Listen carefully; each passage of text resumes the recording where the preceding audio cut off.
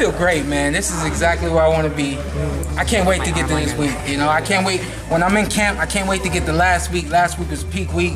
Ask my dad. He's my toughest critic outside myself. He'll tell you that last week went beautifully, and here we are, fight week. What I told my coach before we left, I told Coach Wade, if you're not happy, it's not my fault.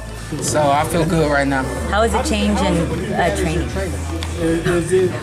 Did they get kind of sensitive or kind of touchy at times? We're in a beautiful place right now, man. We are.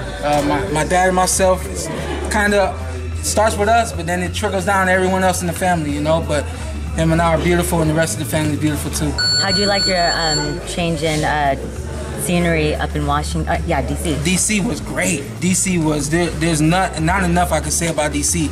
That was my first camp with the Headbangers, and I've known those guys since I was 9 years old, 10 years old, and I told them before I left, I said, I still look up to you, man. I said, I started looking up to you when I was 10 years old. I said, it is what it is, man. I'm always going to be 10 when I watch you, when I look at you, and my admiration for you will always be just like that. And to get in the ring with him and spar with him was special. He was definitely coaching me along the way. And I told him when it was all said and done, I said, man, I hope I helped you as much as you helped me, you know. So top to bottom, man, DC was great, and I think we're gonna definitely spend some more weeks down there from time to time. Was it something that when you were training in Vegas, were you kind of feeling a little stale, or you needed to change? We actually closed our training facility last year after my last fight. My dad is feeling like we're spending too much money to be in the training facility for a short period of time, fighting just once, maybe twice a year, and so we shut it down, and we called Barry to come in, and Barry said, hey boy, y'all need to just come on down here. Everything is down here for you. I got everything you need. And he did not lie about that at all. From the sparring to the recovery, I even found places to get my yoga in, swimming, the whole nine. It was great. Was it like a little holiday for you? I swear to God, that's what I said. I said, yo, this is like Christmas to me, because here it's just me. And then we bring in different guys from time to time. But when you go out there, they got probably the youngest guys training with them at 10 o'clock in the morning, like 14, and then obviously the Petersons being the oldest. And so if you can imagine, there's about 15 to 20 of us in the gym. That alone was enough to get me giddy and excited every day. But to see the way the 14-year-old literally was working as if he was in a position to get a world championship like Lamont Peterson, very special. So they have something special down there at the Headbangers gym, as well as just, you know, champions. There's something special going on around there. And we didn't know, but we got a good taste of it, and we'll be back for more. Can we see a new Shawn Porter? Honestly, with this one is, you're gonna have to wait and find out, because I'm gonna have to wait and find out. We've worked on a lot of different things for me personally. We've worked obviously to get ready for Ugas, but things like power, I think is really gonna come into play. We've been able to refocus on the power a lot like we did some years back. We haven't been able to really focus on power for a few years now. So that to me is something that might be new in this one. If this is a first or second round knockout, you know why. It's because I've been working on it. It ain't because your Dennis can't take a punch. It's because Shawn Porter been working. Yes, sir. Yeah, I've seen a lot of his fights, and I even wanted to go back to his amateur days. So I saw some of that as well. I just know what he can bring. I know what he can bring to the ring.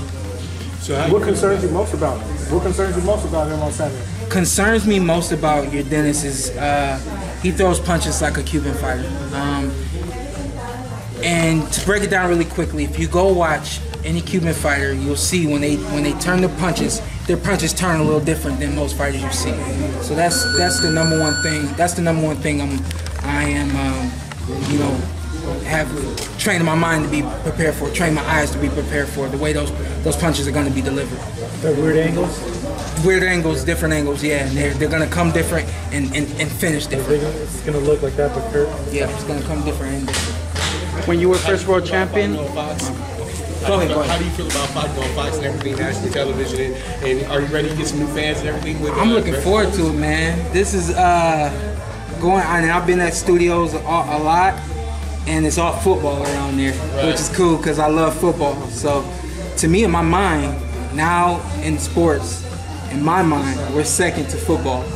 and that's not bad to me at all. That's not bad to me at all. So I'm looking forward to it. I know there's going to be some new people out there watching, tuning in, because they heard about it, heard about me, maybe heard about your Dennis, just heard about PBC being on Fox. I'm looking forward to all of that. I know I'm ready for it. Browns or Bengals fans? Next question.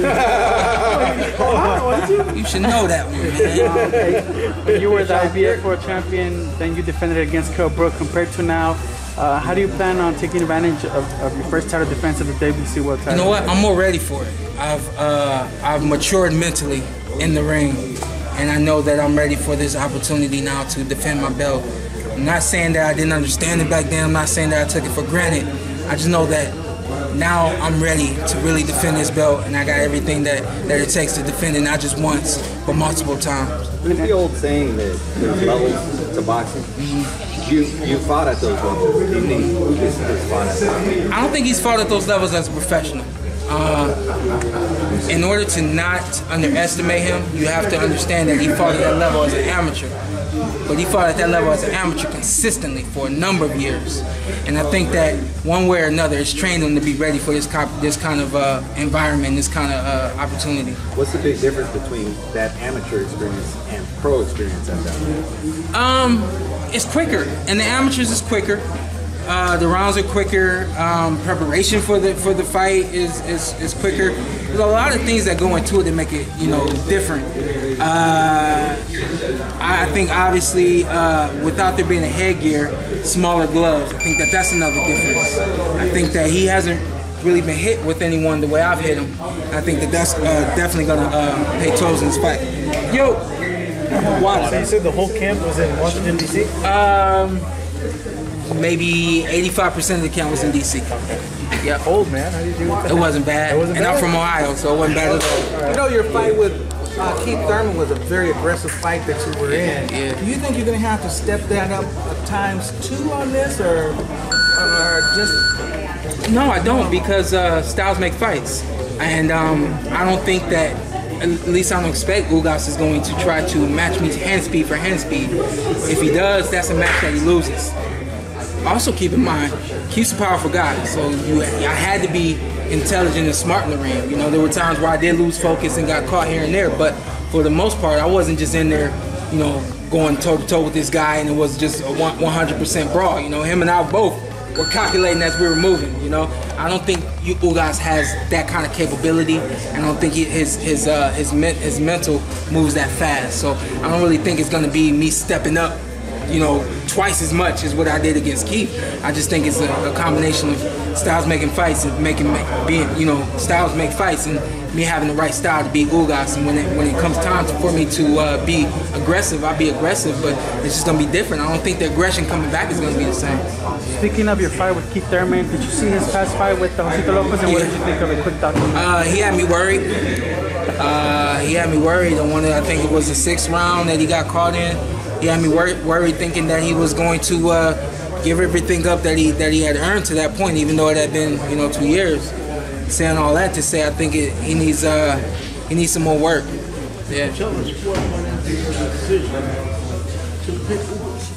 WBC went into my decision to pick Ugas. I was literally at home, finding out that it was going to be Ugas. I didn't get a call that it could be Ugas. I just got the call that it was going to be Ugas, and that's dating all the way back to when I went to the WBC convention in Kiev, Ukraine. I was under the impression that it was going to be Keith Thurman, and it wasn't until I got the phone call that it was going to be Ugas. So, and it was relayed to me, this is your mandatory.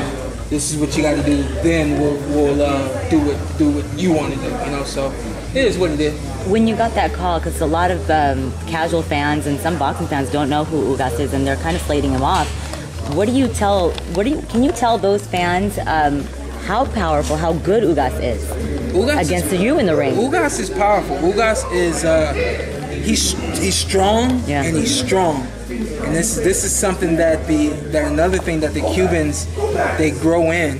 My dad just broke it down to me just the other day. He says, you have to remember that this kid didn't have the same kind of life that you had coming into this boxing game. He says, school was boxing for him, and that's how it is. He said once they thought he was good enough and could graduate, then he went from going to school and boxing to just going to box. And so with that kind of upbringing, it sets a tone for you from a mental state. And so I think that's the number one thing for me in this fight, is to not let him get confident, not let him get comfortable, and not let him feel like he has a chance. And I have to break his will. I think it's going to be hard to do.